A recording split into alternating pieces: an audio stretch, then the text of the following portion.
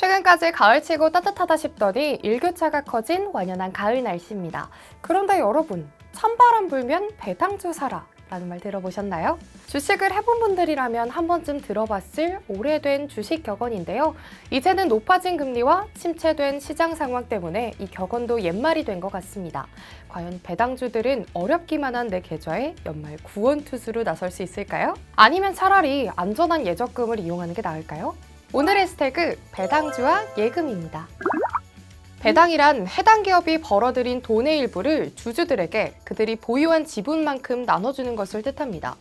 그 중에도 높은 배당금을 지급할 것으로 기대되는 주식을 이른바 고배당주라고 부르고, 고배당주는 연말마다 주목을 받곤 하는데요. 고배당주는 보통 은행주나 건설, 통신주 등을 말합니다. 배당 기준일이 가까워질수록 배당을 노린 매수세가 이어져 주가가 상승하는 경우가 많기 때문에 이왕이면 조금 더 빨리, 그래서 찬바람이 불면 배당주를 사라 라는 말이 나온 겁니다.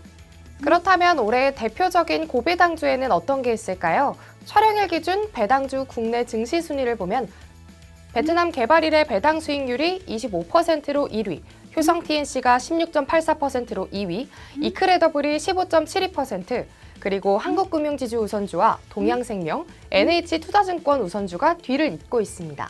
올해도 역시 건설과 금융주들이 상위에 랭크돼 배당주의 대표 업종으로서의 면모를 보여주고 있는 것 같습니다.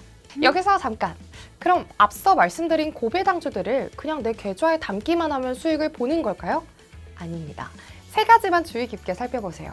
첫 번째, 주가의 흐름입니다. 배당 수익률은 배당금을 현재 주가로 나눠 계산하다 보니까 주가가 떨어질수록 수익률이 올라가는 구조인데요.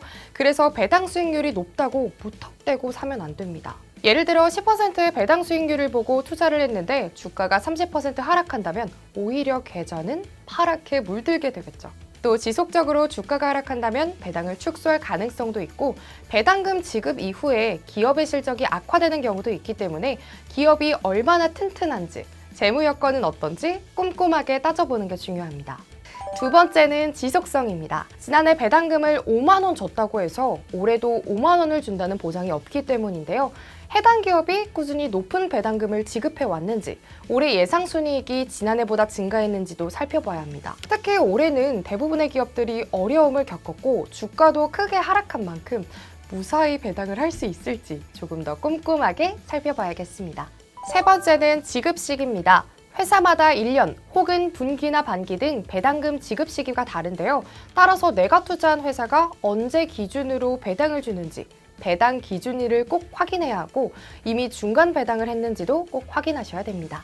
이렇게 배당주 투자는 따져야 할 것이 많은 반면 저금만 하면 되는 예금 상품들의 금리는 꾸준히 증가하고 있습니다. 상장인 계열 저축은행에서는 19일부터 회전 정기예금 금리를 대폭 인상하면서 연 6%의 금리 혜택을 제공했고 첫 6% 금리 시대를 열었습니다. 또 카카오뱅크에서도 기존보다 0.7에서 1.2%포인트 인상해 1년 만기 기준 4.5%로 조정하면서 발을 맞췄는데요. 이렇게 시중은행들의 예금 금리가 4에서 5% 이상 웃돌면서 7월 정기예적금이 21.6조 원, 8월에만 34.1조 원이 늘어났다고 합니다.